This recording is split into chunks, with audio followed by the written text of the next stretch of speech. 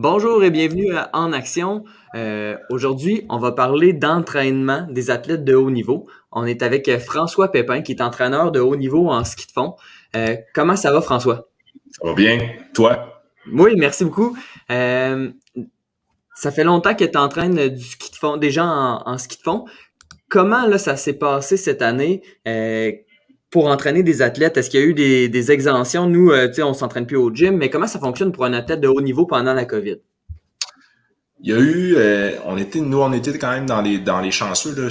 Dans les 4 dernières années, je travaillais avec le Centre national d'entraînement Pierre Harvey et avec le programme de l'équipe du Québec en ski de fond.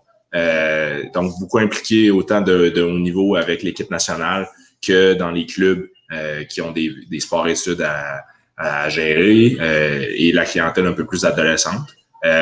Donc le haut niveau via le Centre national. Avec des athlètes excellence et les partenaires essentiels dans l'entraînement ont eu des exemptions de pouvoir s'entraîner en groupe bulle, principalement parce que ces athlètes-là allaient aller en Coupe du Monde et étaient des potentiels pour Beijing en 2022. Et les partenaires essentiels dans l'entraînement ont réussi à avoir cette exemption-là quand ça a tout refermé à l'automne. Donc, nous, étant un sport d'hiver, le timing a fait que la dernière saison, quand ils ont tout fermé en mars 2020, a comme coupé complètement fin à la dernière année. Donc, pas de championnats nationaux. Il y avait des Coupes du monde de privé à Québec qui ont pas eu lieu. Donc, on a débuté notre espèce de période de transition. Le timing était quand même bon. Puis quand tout a repris à la mi-mai, ben on a recommencé à avoir le droit de s'entraîner à l'extérieur en respectant 2 mètres et avec des petits groupes. Donc l'été, l'an dernier, a été quand même assez facile parce qu'on est un sport extérieur, parce que le port du masque n'était pas essentiel jusqu'en juillet dans certains contextes. Tant qu'on respectait le 2 mètres et qu'on avait des petits groupes dans l'entraînement, ben on était capable de continuer à s'entraîner. La réalité n'a pas été la même pour tout le monde. Les sports d'été ont beaucoup payé l'an dernier. Les sports intérieurs ont beaucoup payé parce qu'on ne pouvait pas aller jouer, on pouvait pas aller plongeon, basket, volleyball. Les gyms ont presque tous fermé.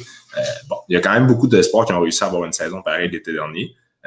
Sauf qu'après ça, ben là, à l'automne, quand la deuxième vague est arrivée puis qu'ils sont mis à fermer les écoles, puis un peu fermer toutes, ben là, l'INS à Montréal, qui est l'Institut national du sport, a dit, écoutez, il faut que les athlètes d'excellence puissent continuer à s'entraîner. Il y a beaucoup de sports comme le plongeon, entre autres, qui sont chez eux à Montréal, qui pouvaient même pas accéder à la piscine. Fait qu'après 2, 3 semaines, à un moment donné, il a fallu dire. Donc, ils ont réussi progressivement à avoir des ouvertures pour la gang à Montréal. Et là, les centres à Québec ont aussi levé la main en disant oubliez-nous pas. Avec la gang de patins de vitesse longue piste, Laurent Dubreuil, Grégor Jonanek, la gang qui sont en canoë-kayak sur le lac Beauport avec Fred Jobin. Puis moi, je travaille avec Louis Bouchard, qui est entraîneur d'Alex Harvey. Donc, nous aussi, on a dit hey, oubliez-nous pas. Mais on était quand même chanceux parce que les sports extérieurs d'hiver ont quand même pas trop eu de contraintes. Puis, vous avez probablement vu aussi l'attrait des skis et des vélos dans la Ouais. dernière année. Donc, il y avait beaucoup de gens sur les pistes, ce qui est très bon pour notre sport. Sauf qu'on avait l'air un peu particulier parce que nous, on avait le droit de s'entraîner en groupe. En respectant le 2 mètres, mais on avait l'autorisation de se regrouper. Donc, ça a été quand même, pour l'équipe nationale, quelque chose de relativement gérable, mais complètement différent de ce qu'on est habitué de faire. OK. Euh, quand... Fait que dans le fond, là, tu parles pour l'équipe nationale, ça c'est une chose, mais mettons, euh, les gens qui sont de niveau, mettons, juste en dessous, là, tu sais, ou dans les équipes de développement, ben, eux autres, Ouais. comment ça s'est passé? Ben, c'est ça. Là, après ça, tu tombes à l'équipe les athlètes qui sont identifiés élites, qui sont identifiés relève par Sport Québec. Donc, surtout une groupe de jeunes de 16, 17 jusqu'à 22, beaucoup au cégep, affiliés à des clubs, affiliés à des groupes universitaires comme le Rouge et Or. Donc, eux se sont retrouvés un petit peu dans l'entre-deux. Parce que le groupe de sport-études secondaires, qui sont des athlètes surtout espoirs, qui cognent à la porte, mais secondaires, donc de 12 à 16 ans, eux avaient le droit de s'entraîner en sous-groupe parce que c'est relié à l'école secondaire. Mais l'entre-deux, donc avec le cégep, eux devaient s'entraîner de manière individuelle ou à distance avec l'entraîneur, mais à distance. Donc, il y a eu une période où on avait le droit d'être 2 dehors. Donc, j'ai beaucoup d'entraîneurs de clubs qui faisaient du one-on-one avec les athlètes en respectant le 2 mètres. Donc, nous autres, pendant l'été, pendant l'automne, les athlètes sont beaucoup en ski à roulettes. Donc, c'est des petits skis avec à peu près je dirais, la longueur de peut-être 2 pieds avec des roues au bout. L'entraîneur pouvait être en vélo peut-être à côté, ou donner de la rétroaction tout en respectant le 2 mètres, mais c'est la majorité qu'on a pu avoir. Après ça, ils ont commencé à réouvrir en sous-groupe dans le temps des fêtes pour refermer en janvier. Ils ont réussi Donc, les amis pouvaient s'entraîner ensemble, mais en respectant le 2 mètres. Donc, cette espèce de game-là et il y a eu toute l'incertitude de est-ce qu'on va avoir des compétitions ou est-ce qu'on va pas en avoir.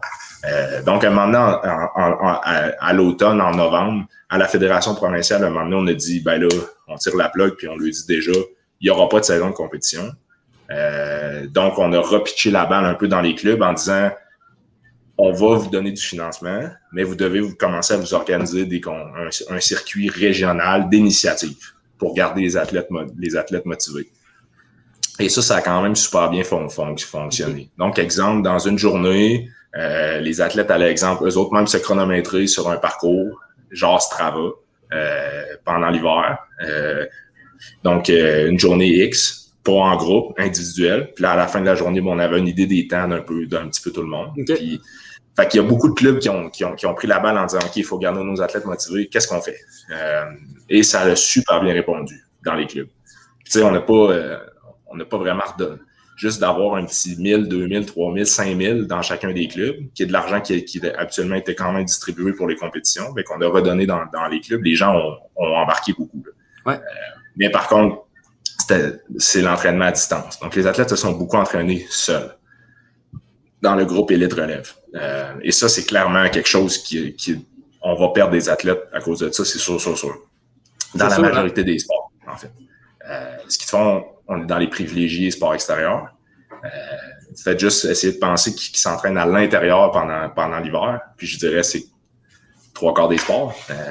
Donc, à quel point des sports comme le soccer va payer de ça beaucoup, ça va être à voir. Sauf que, tu sais, on voit beaucoup l'attrait de vous sortez marcher le soir. Je pense qu'il n'y a jamais eu autant de monde dans les rues. Donc, est-ce que les athlètes vont revenir? Est-ce que les jeunes vont vouloir se réaffilier puis vouloir se remettre à bouger? Je suis assez convaincu que la réponse est oui. Donc, à quel point on va perdre des athlètes? Peut-être pas tant que ça. Sauf que il y a quand même une année perdue. Ben moi, c'est d'un point de vue kinésiologue, là, j'ai pas le choix de tout le temps penser à ça. Mes 2 fils là, sont comme en âge de commencer à pratiquer des sports. Là. Il y en a un que, mettons, je l'aurais inscrit au soccer l'été dernier, puis là, il aurait commencé il y a 6 ans. Là, fait que, il aurait commencé à pratiquer ces sports-là, puis mon plus jeune aussi, il aurait commencé l'été dernier. Mais dans le fond, eux autres, là, ils ont comme...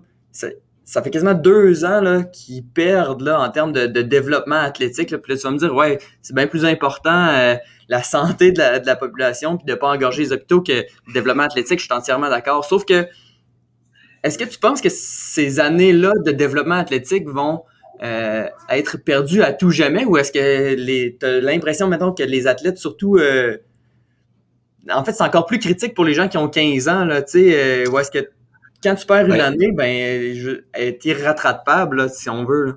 Je vais te repitcher la balle un petit peu de ton point de vue de kinésiologue. Ouais. Il y a toujours un âge un petit peu fondamental, surtout dans le nouveau programme amené par Sport Canada et par Sport Québec de développement à long terme de l'athlète, le fameux nouveau programme DLTA qui a été mis en place suite aux Olympiques de 2010. Puis l'âge critique, c'est beaucoup autour de 12 ans, pas mal, qui essayent de nous inculquer. Bon, évidemment, chaque humain est différent. Il y a ça dépend beaucoup là-dedans. C'est juste que c'est pas que tu pourras pas rien apprendre, mais souvent, tu apprends mieux et plus rapidement, plus jeune.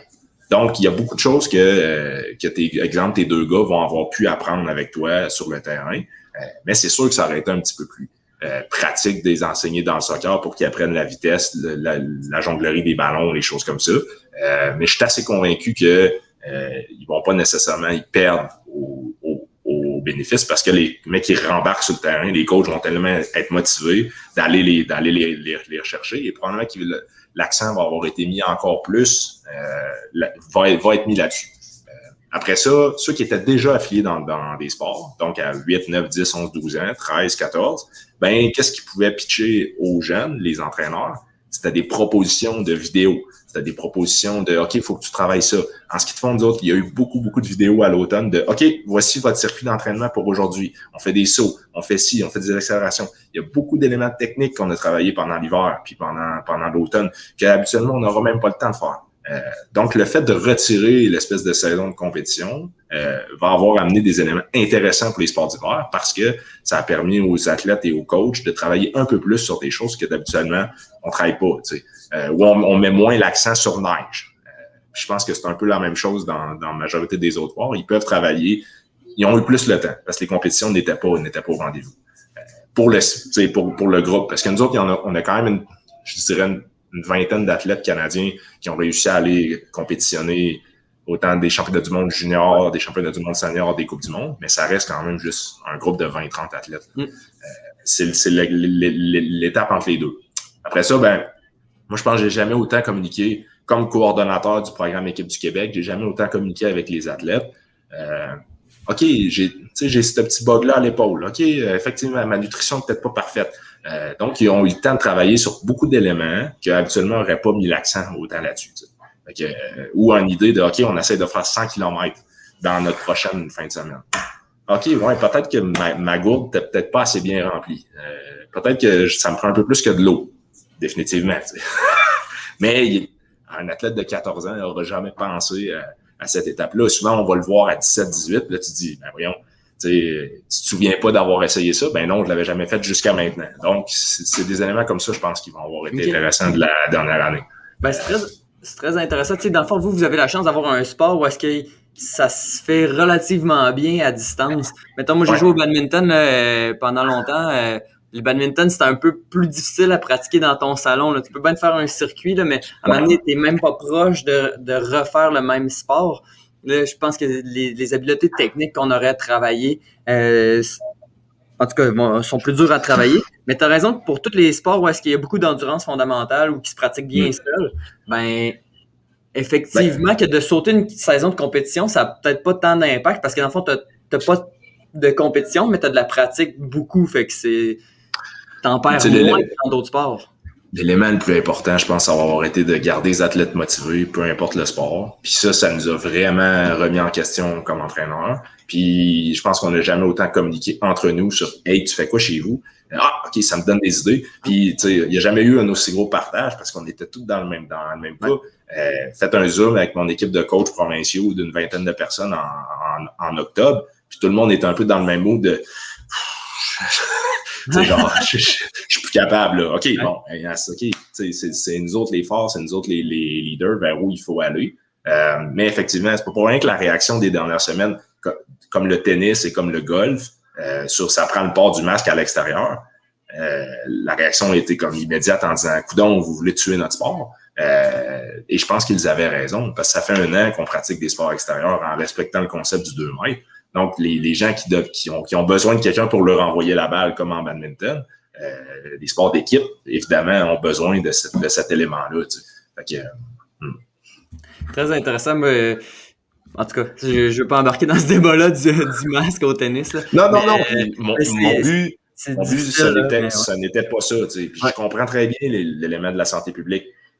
Et eux autres, leur but, c'était d'essayer de réduire le plus possible pour qu'on se sorte de cette pandémie-là. Et je pense que c'était une bonne idée. Mais c'est sûr qu'il y a beaucoup de sports que je comprends leur réaction parce que ça fait 4 mois que tu prépares ta saison. Et là, à 2 semaines, tu te fais dire peut-être que ce sera pas gérable. Fait que, alors, mais en même temps, je veux dire, à la santé publique, moi, je me mets à leur place, puis tu sais, ils pensent-tu, eux autres, ils essaient de faire une règle claire pour tout le monde. Ils pensent-tu qu'au tennis, là, tu sais, je veux dire, s'il n'y a pas de joueurs de tennis dans 12 personnes qui font la règle, ben, c'est sûr qu'ils y pensent pas, là, tu sais. C'est compliqué, là. Je veux dire, moi, je leur jette pas le blâme, là. Au contraire, là, je voudrais pas, c'est pas un travail. Pas être à leur place. Hein? Non, ça va être correct. Ouais. Fait que ben c'est intéressant. Fait que comment vous avez géré ça d'un point de vue de développement en ski de fond là? Est-ce que là je comprends que vous êtes fait des mini compétitions virtuelles. Nous aussi on a fait ça entre ben tu sais comme organisateur d'événements de course à pied, ben on a fait des mini compétitions virtuelles. Puis ça fonctionne bien aussi. Comment approches le développement des athlètes dans ce cadre-là? Est-ce que tu vas travailler plus les habiletés techniques comme toute l'année ou est-ce que tu leur fais quand même une périodisation ou est-ce que tu veux qu'ils atteignent un petit pic pour leurs compétitions virtuelles? Comment ça a été quoi votre approche? Ben, on était quand même assez chanceux parce que, dans le fond, de notre côté, quand ça a restarté en mai, on était assez positif qu'on allait avoir une saison. Donc, on a recommencé le plan annuel comme habituellement. Donc, une préparation générale qui dure jusqu'à peu près à fin août. Une préparation un petit peu plus spécifique avec une hausse de l'intensité, la recherche de la neige, beaucoup à l'automne. Puis là, en novembre, décembre, on a un petit peu réalisé que ça allait pas être faisable. Ce qu'on a fait de différent, nous autres, l'an dernier, c'est qu'on a créé un circuit d'été pour notre groupe d'entraînement. Donc, on faisait beaucoup déjà des courses d'entraînement. La seule différence qu'on a faite cette année, c'est qu'on a mis ce circuit de course-là comme réel, en mettant un petit bonus de carte cadeau ou juste un petit cumulatif. Puis, on a vu la hausse du niveau d'intensité puis de sérieux que les athlètes y ont mis était vraiment différente. Moi, je l'ai toujours dit, de mettre un dossard, ça fait toute la différence. L'an dernier, on ne l'a pas fait parce que, évidemment, ça tu ne veux pas désinfecter dossard des 40 jeunes à toutes les fois, mais l'élément dossard fait toute la différence. Donc, on a approché la saison, puis ça a été la même chose dans les clubs. On a même réussi à faire des camps d'entraînement assez gros à la fin août, jusqu'à temps qu'ils referment tout. Là. Donc, la période entre la première puis la deuxième vague a été quand même intéressante parce qu'on a réussi à se regrouper en petits sous-groupes, en respectant le 2 mètres. On a quand même réussi à créer ça. Pendant l'hiver, ben là, c'est ça. J'ai la moitié de ma gang, moi, de plus haut niveau qui ont réussi à partir pour l'Europe. Et j'ai l'autre moitié qui ont vécu l'espèce. Nous autres, en plus, en étant très chanceux, j'ai une partie de l'équipe qui a eu la COVID. Donc, à l'instant où ça a été rentré dans notre bulle, tout le monde a été arrêté pour 2 semaines et demie. Tout le monde s'est soigné puis on a recommencé. C'est clair que j'ai des athlètes qui vont avoir été affectés par ça. Mais après ça, on a réussi à sortir de ça. Puis je pense qu'on est un peu les seuls à avoir réussi à sortir. On a été les seuls à avoir à gérer ça. Donc, en termes de préparation, ça change absolument rien pour l'instant. Puis, on part la prochaine saison là avec le même concept qu'on espère qu'à l'hiver, ça devrait être. On est assez optimiste qu'à l'hiver, on devrait être capable de faire des compétitions à tout le moins québécoises, un petit peu. Puis, je suis assez certain qu'au niveau canadien, en janvier prochain, ça devrait être ouvert. Et on se doute bien aussi qu'en année de Jeux olympiques, ça va prendre des sélections olympiques, ça va prendre des sélections de Jeux. Nous autres, les dernières compétitions datent de 2020, donc l'hiver dernier. On peut pas se servir de ça pour 2 ans plus tard comme résultat. Donc, en termes d'entraînement et de planification annuelle, ça ne change pas grand-chose pour nous autres en ski de fond. Je ne peux pas parler nécessairement pour les autres sports, mais pour les sports d'hiver, le timing était bon. C'est vrai que ça vous a pas comme il y a des sports qui vont avoir sauté comme 2 saisons là, vous allez en avoir sauté juste une parce que en 2019-2020 vous l'avez pas sauté là, dans le fond vous l'avez presque complété à je sais pas 90% peut-être. Mais mettons les sports d'été eux, ils ont sauté tout l'été dernier parce qu'il y avait pas de compétition ou il y en a eu très très peu là. Puis ils vont probablement sauter cet été là, tu sais.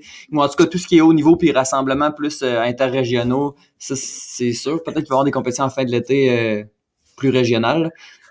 Ben, tu sais, on va rester optimiste. Je pense que la belle gestion, le hockey a poussé fort à la JMQ pour réussir à régler quelque chose. On a vu que la Ligue de l'Ontario, je vais vous prendre 5 secondes pour gérer ma fille. Ce sera pas bien long.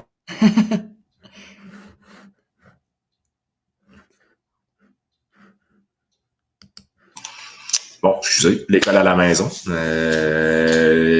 Le hockey, sport d'hiver, mais à l'intérieur, la Ligue de l'Ontario a décidé de tout fermer parce que ça fonctionnait pas. Il y a eu des cas d'éclosion. Donc, je pense qu'ils s'en sont bien sortis dans le respect des bulles, mais ça va avoir coûté cher quand même, de permettre ça. Puis il y a juste le sport, le niveau et la JMQ qui vont avoir un peu réussir à s'en sortir. Donc, voilà, c'est ça, exactement. Puis, les athlètes au travers de tout ça, comment ils vivent ça? C'est quoi leur mindset? Évidemment, tu vas me dire chaque personne est différente, je le comprends, mais mettons, si on prend la moyenne, là, est-ce que est-ce que les gens ils voient ça comme un défi puis ça les amène à s'entraîner plus? Est-ce qu'il y a des baisses de motivation? Est-ce que vous avez perdu, mettons, un 10%, un 25% de vos athlètes? Comment ils vivent ça? Ben, on va le savoir un peu plus, je dirais, à la fin de l'été, là, concrètement à quel point on va avoir perdu des athlètes. Ça a pris beaucoup de résilience. Il y a clairement une écœurantite aiguë de toute à distance. Donc, ils s'en sortaient quand même assez bien, nous autres, parce que un coup que l'école était finie, ben, ils prenaient le ski puis ils y allaient. J'ai aussi une gang qui m'ont dit c'est pas mal plus gérable. Dans le sens où plus de transport à gérer. Une partie des cours pouvait se faire live, mais il y a une partie des cours qui était enregistrée. Donc, ils décidaient eux-mêmes quand est-ce qu'ils le mettaient. Nous, on est aussi beaucoup un sport qui va avoir un entraînement, surtout à ce niveau-là, un entraînement assez tôt le matin, une période d'école de dîner, une sieste, puis ils vont retourner s'entraîner en fin de journée. Donc, d'être capable de gérer, et ils continuent toute l'école.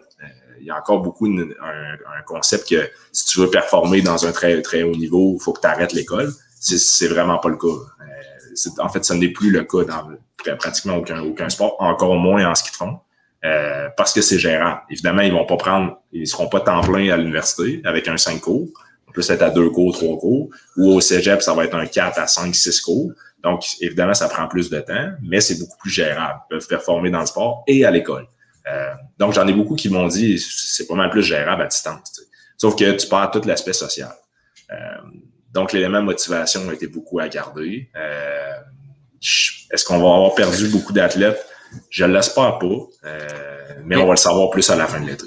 Mais je suis pas sûr de comprendre pourquoi c'est à la fin de l'été que vous allez savoir. Mettons, là, en ce moment, mettons, sur votre groupe d'athlètes principaux, là, est-ce que vous en avez perdu ou est-ce que tout le monde Pas dans la situation actuelle. OK. Tout le monde me dit ils reviennent. Sauf que, mettons, de la gang de 16-20, j'en ai plusieurs qui font un autre sport. Au Saint-Pierre-Harvey, nous autres, le groupe des 15 meilleurs Québécois, on n'en perdra pas. Ils reviennent tous. J'en perds un, en fait. Ça, c'est la rétention habituelle. Ils vont tous revenir. Puis dans le programme Équipe du Québec, actuellement, on n'est pas supposé en perdre. Mais on est dans l'espèce d'entre-deux là, où peut-être plus 15 ou le 30 mai, si on réussit à tenir notre premier camp d'entraînement comme on le fait d'habitude, ben là, on va avoir une meilleure idée de... Ou j'en ai beaucoup, si je ne tiens pas de camp d'entraînement, j'en ai plusieurs qui vont me dire « Oui, on continue ». Puis là, finalement, tu parles au coach, puis ouais, je le vois juste une fois par semaine. Ou ouais, puis là, finalement, rendu à la fin de l'été, combien de temps de vraiment dire OK, t'en es rendu où? Ben là, l'athlète réalise que ouais, je suis 2 mois en retard. OK, je tire la plug. Parce que la session recommence, puis je suis juste plus là. J'ai trop travaillé. Fait que des fois, il espère un peu en disant oh, oui, j'en reviens, mais finalement, dans les stats. Habituellement, dans une saison normale, c'est beaucoup la présence dans les camps d'entraînement d'été qui nous valide si l'athlète est encore là. L'avantage pour eux de la pandémie, c'est qu'ils n'ont pas besoin de se pointer pour dire OK, je suis encore athlète temps plein. Parce qu'on les voit pas. Fait que c'est assez facile en texto de me dire je suis encore là à 100%. Sur le terrain, c'est ça. Je comprends. Parce que vous débutez votre saison là, dans les prochaines semaines, fait que puis il n'y a pas de test avant l'automne ou il y a moins Habituellement, on essaie de faire un premier camp important à la fin mai, début juin, où on fait vraiment du testing sur la piste de ski à roulettes au Mont-Saint-Anne, où on a la quarantaine d'athlètes. Là, on n'est pas super optimiste. Non, c'est ça. C'est pour ça que je te dis probablement que le premier gros camp d'entraînement va réussir à regrouper tout le monde, va peut-être être à la fin août. Fait qu'ils restent dans leur club comme ça fait depuis 1 an, dans leur région. Fait que les athlètes qui sont un peu tout seuls, comme j'en ai un qui est à Tremblant, exemple, avec le club Tremblant Nordique, mais que il est le seul de son âge. Donc, idéalement, il faudrait qu'il descende dans le bas des Laurentides. Il faudrait qu'il aille s'entraîner avec la gang de Montréal ou la gang de Gatineau. Habituellement, on est capable de faire ça une fois par mois via camp d'entraînement. Mais là, les déplacements en région ne sont pas recommandés, donc il reste tout seul. Fait que là, il y en a d'autres dans son club, mais ils sont plus jeunes. Fait qu'il n'y en a pas de son niveau. Fait que là, c'est là où ça devient un élément beaucoup plus difficile. Faisable 1 an, faisable pendant 3-4 ans, non. Ouais, c'est ça. Quand même. T'as-tu l'impression que ça va vous avoir aidé sur le long terme, cette pandémie-là? On a vu l'hiver dernier là, que les skis de fond étaient sold out. Il y a eu un intérêt. Moi, tu sais, Claude a travaillé avec nous, qui a fait du biathlon longtemps.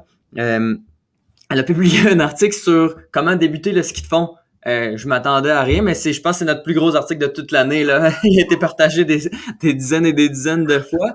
Puis, Hmm. je veux dire, il y a comme un regain d'engouement pour ça. Est-ce que tu penses qu'il y a, mettons, de ta perspective, est-ce qu'il y a plus de jeunes qui l'ont essayé? Puis est-ce que tu penses que ça va vous aider à long terme? Clairement, le niveau de skieur récréatif a augmenté. Moi, j'ai une belle vanne identifiée et j'avais jamais eu autant de contact de mes voisins disant ouais, toi, t'es en ski de fond. Tu vois, un peu, j'ai vécu la même Ouais. affaire. Genre, il y a Ouais. 5 personnes qui m'ont dit pendant l'hiver, j'achète tous des skis. Ça m'était jamais arrivé en 12 ans. Donc, le skieur récréatif, je suis assez Ouais. convaincu. Les gens Ouais. qui l'ont essayé plus jeunes, je pourrais me remettre au ski de fond. À quel point ils vont avoir été en famille, j'ai vraiment hâte de voir. Et aussi, souvent, nous autres, on est capable d'y aller quand on est capable de les affilier dans nos clubs.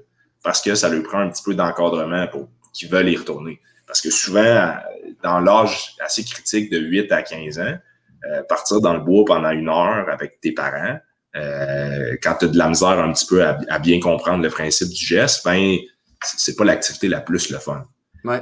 D'être avec tes amis dans ce qu'on appelle un terrain de jeu à ski, parce qu'on a un peu le même genre de format comme un parc, où ils OK. peuvent faire des virages, faire des jumps, faire des bosses, avoir quelqu'un qui t'encadre et qui te donne des idées d'activités dont on va aller jouer à la tag en ski.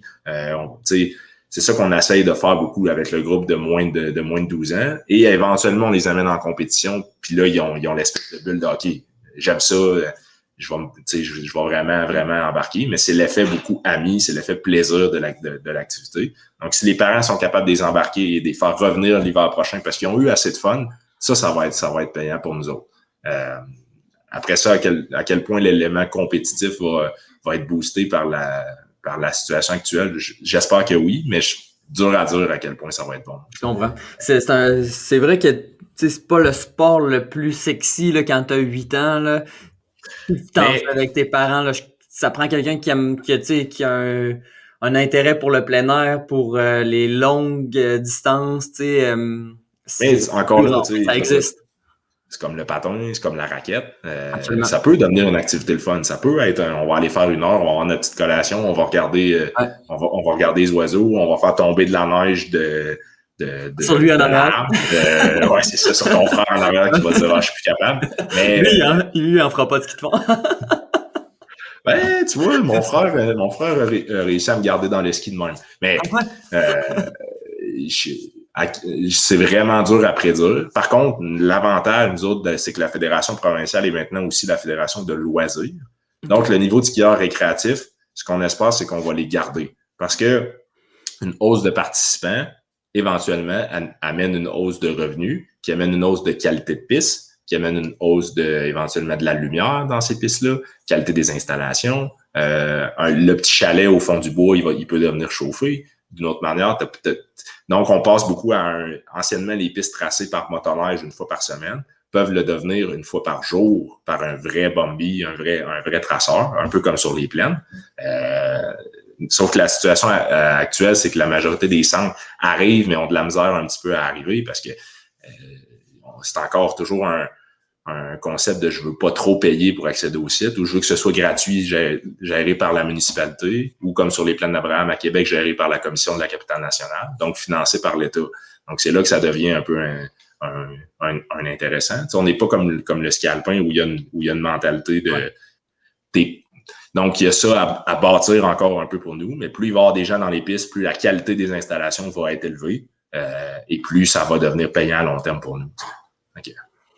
Mais pour en arriver à ça, j'ai-tu bien compris qu'il faut que dans le fond, les gens qui pratiquent le ski de fond de façon comme loisir, là, faut qu'ils s'affilient. Est-ce que c'est ça comme votre objectif, de réussir à les affilier Ben, pour réussir à avoir du financement? oui, il faut que les gens arrêtent de se dire que c'est comme une piste cyclable que la municipalité va financer à 100%. Bonne chance. Voilà. Donc, ce qu'on espère, c'est qu'éventuellement être capable d'amener un membre de sa station à devenir un membre de la fédération. Et donc, en ajoutant peut-être une pièce à la passe de saison, par exemple, dans tous les centres. Et là, ils vont s'affilier et là, on va devenir une organisation beaucoup plus forte, beaucoup plus grosse. Donc, il y a accès à plus de financement. Puis ça, ben, c'est une roue qui tourne. Mais en premier, il faut commencer à dire aux gens, il faut, dans notre système actuel, la manière dont c'est fait, ben, faut prouver à l'État qu'on est un gros sport. Sauf qu'actuellement, on n'a pas les chiffres. Ben, on le sait parce que ton voisin t'en a parlé, puis parce qu'on a vu tout le monde dans les pistes. Mais concrètement, dans nos statistiques, ça devient difficile un petit peu. Fait que, donc, ce qu'on espère éventuellement, puis ça va amener une certaine qualité aussi aux pistes qu'on peut avoir, puis une certaine redevance à nos membres après. Je comprends. Fait que, tu sais, pour vous, c'est pas une.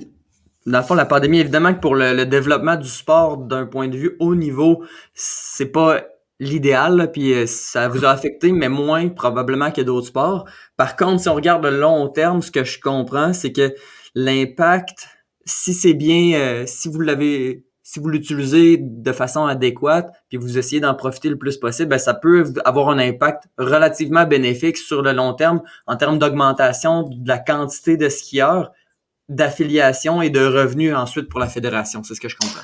Ouais, puis le gros message actuellement dans les clubs, c'est communication, marketing, aller chercher justement les familles que vous avez vues l'an passé en disant devenez membre du club, devenez affilié non seulement comme passe de saison à la station, mais devenez membre de l'équipe de compétition, sans nécessairement être un skieur compétitif, mais ça va faire que vous allez avoir un meilleur encadrement, puis vous allez avoir des amis qui veulent en faire avec vous. Puis après ça, si vous faites une compétition pendant l'hiver, c'est correct. Puis même j'ai beaucoup d'athlètes qui sont là sans nécessairement faire des compés à 8, 9, 10 ans, mais ils sont là pour le groupe, viennent à tous les dimanches, viennent suivre leurs cours de ski, mais ils sont là pour le groupe. Un peu comme on fait des cours de natation.